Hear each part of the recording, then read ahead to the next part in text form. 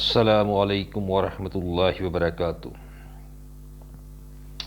اللہم صلی علی محمد وعلی آل محمد،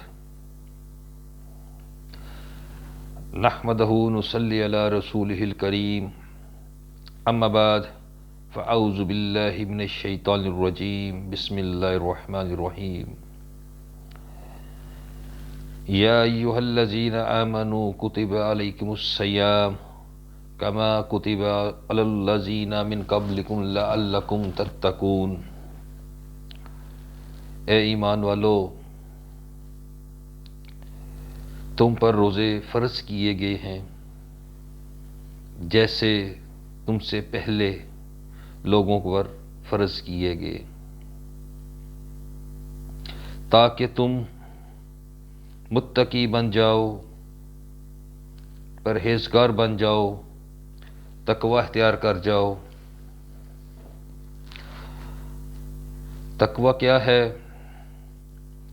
جیسا کہ ہم نے پہلی نشست میں بتایا کہ تقوی کیا ہے۔ ابھی ہم آج بات کریں گے انشاءاللہ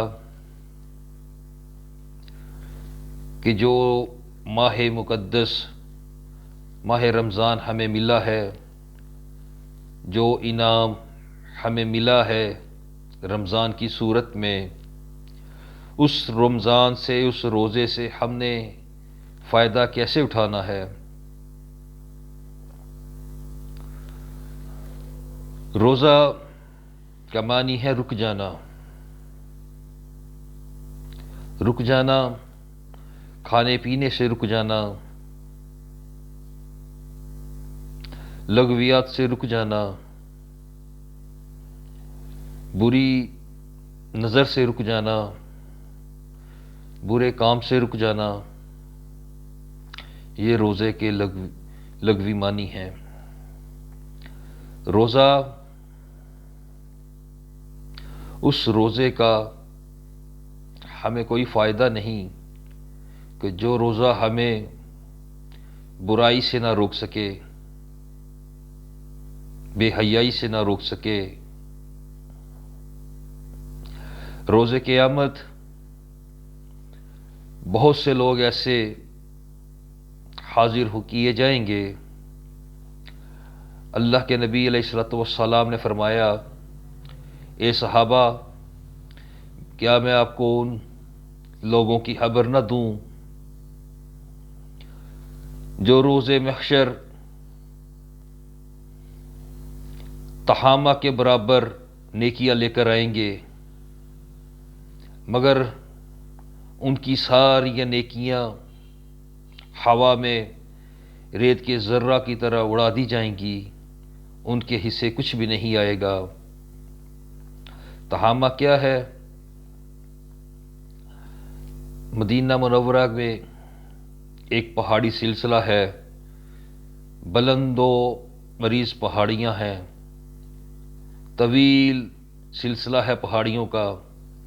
آقا علیہ الصلوۃ والسلام نے فرمایا کہ روز قیامت بہت سے لوگ ایسے بھی آئیں گے کہ صدقہ تہامہ کے برابر ہے، نیکیاں تہامہ کے برابر ہیں، نوافل تہامہ کے برابر ہیں، مگر ان کے حصے میں کچھ نہیں آئے گا۔ صحابہ نے عرض کی، یا رسول اللہ، اس کی کیا وجہ ہے؟ تو آقا علیہ الصلوۃ والسلام نے فرمایا، ان کے پلڑے میں نیکیوں کے انبار ہوں گے، ماہ رمضان کے روزے ہوں گے، زکوٰۃ ہوگی، صدقہ خیرات ہوگا، حج و عمرہ ہوگا، یتامہ کی کفالت ہوگی، مگر اس کے باوجود ان کے حصے میں کچھ بھی نہیں آئے گا۔ یہ ساریاں نیکیاں اللہ تعالی ہوا میں ریت کے ذرات سے متبادل اڑا دیں گے۔ اس کی کیا وجہ ہے؟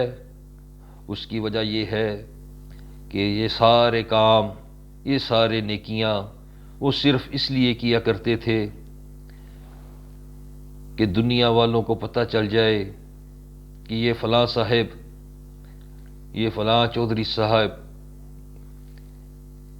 اللہ کی راہ میں اتنا کرتے ہیں، اتنی نیکیاں کرتے ہیں، اللہ کی راہ میں غرباء میں راشن تقسیم کرتے ہیں، مساکین کو کھانا کھلاتے ہیں، صرف اپنی واہ واہ کے لیے، اور اس واہ واہ کو انہوں نے اویل کر لیا دنیا میں ہی، دنیا میں ان کا نام کما لیا، عزت بن گئی، مگر اس دکھلاوے کی وجہ سے، ریاکاری کی وجہ سے ان کے حصے میں آخرت میں کچھ بھی نہیں آئے گا۔ تو صحابہ نے پوچھا یا رسول اللہ وہ کون بدبخت ہوں گے؟ آقا علیہ الصلوۃ والسلام نے فرمایا وہ تمہیں میں سے ہوں گے، مسلمان ہوں گے، چہرے پہ داڑیاں بھی ہوں گی، ظاہری طور پر مومن ہوں گے، مگر ان کی ساری نیکیاں وہ اپنی تنہائی میں، اپنی خلوت میں جو فحش کام کیا کرتے تھے وہ اسی ٹائم اڑا دی جائیں گی۔ اب فحش کام کیا ہیں؟ آج اس دور میں ہر بندے کے پاس موبائل ہے، انٹرنیٹ عام ہے، اپنی خلوت میں، تنہائی میں بہت سی فحش فلمیں دیکھی جاتی ہیں۔ دن میں بڑا پاک باز، بڑا پارسا بندہ، نیک پرہیزگار، مگر خلوت میں، تنہائی میں وہ اپنے اعمال اس طرح برباد کر لیتے ہیں۔ تو بھائیو، رمضان اللہ نے ہمیں دیا، اس کا مقصد ہے، اس کا مقصد کیا ہے؟ رمضان ہمیں تیاری کراتا ہے، ہمارے جسم کو پاک کرتا ہے، ہمارے عملوں کو پاک کرتا ہے، ہماری نیتوں کو پاک کرتا ہے، ہمارے مال کو پاک کرتا ہے۔ بہت سے محدثین کے بارے میں یہ آتا ہے کہ وہ رمضان میں جانوروں کو بھی روزہ رکھواتے، اپنے گھوڑوں کو سحری کے ٹائم کھانا دیتے، اور پھر افطاری میں ان کو پانی اور کھانا دیتے۔ اس کا مطلب، اس کا مقصد ان گھوڑوں کو تیاری کرانا تھی۔ کیا تیاری؟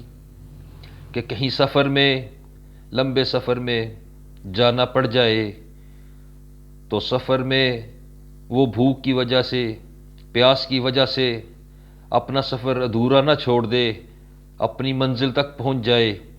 وہ تبھی پہنچے گا بھوک اور پیاسا جب اس کی ٹریننگ ہوگی۔ اور اسی طرح میدان جنگ میں جب انسانوں کو اپنے کھانے پینے کی ہوش نہیں ہوتی تو میدان جنگ میں جانوروں کو کون سنبھالے گا؟ تو اسی لیے وہ جانوروں کو بھی ٹریننگ دیا کرتے۔ اللہ نے ہمیں رمضان عطا فرمایا، وہ بے مقصد نہیں ہے، بڑا بامانی ہے، با مقصد ہے۔ اس کا مقصد کیا ہے؟ جیسا کہ ہم نے پہلے بتایا کہ ماہ رمضان میں اپنے آپ کو کنٹرول کرنا ہے، اپنے سر کے بال سے لے کے جسم کے ہر اعضاء تک اپنے آپ کو اللہ کا مطیع کرنا ہے، اللہ کے تابع کرنا ہے۔ جبکہ ہمیں رمضان میں روزے کی حالت میں ہر حلال چیز ہم پہ حرام ہو جاتی ہے۔ جب ہم ایک مہینے میں فجر سے لے کے مغرب تک حلال چیزیں اپنے پہ حرام کر لیں، تو کیا ہم جو اللہ نے ہمیں حرام دی ہیں چیزیں، جو چیزیں حرام کہی ہیں، جو چیزوں کی پہچان ہمیں حرام کے طور پہ بتلائی ہے، کیا وہ ہم 11 مہینے ان حرام چیزوں سے کیوں نہیں رکتے؟ حرام چیزیں کیا ہیں؟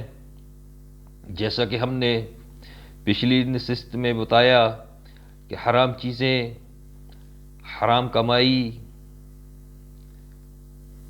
اپنی مزدوری میں غفلت برتنا، اپنے معاملات میں جھوٹ بولنا، وعدہ خلافی کرنا، یہ کبیرہ گناہ ہے اور یہ حرام کام ہے۔ اللہ تعالیٰ مجھے اور آپ کو صحیح معنوں میں ماہ رمضان کی برکتیں سمیٹنے کی توفیق عطا فرمائے، اور اس رمضان سے ہمیں مرنے تک کے لیے تیاری کی توفیق عطا فرمائے۔ اللہ مجھے جو میں نے بات بتلائی، جو حق سچ تھا وہ بتلایا، جو اللہ کی توفیق سے تھا، جو غلطی تھی وہ میری ذاتی طور پہ تھی، میری کم علمی کی وجہ سے تھی۔ اللہ تعالیٰ جو بات حق سچ تھی وہ قبول فرمائے، جو میری غلطی تھی اللہ مجھے معاف فرمائے، اور مجھے اور آپ کو صحیح معنوں میں اپنا مطیع و فرما بردار بنائے۔ اللہ تعالیٰ سے دعا ہے کہ اللہ تعالیٰ مجھے اور آپ کو ماہ رمضان میں ہمیشہ کے لیے مکمل طور پر مومن بنا دے۔ وما علینا الا بلاغ المبین۔ السلام علیکم ورحمۃ اللہ وبرکاتہ۔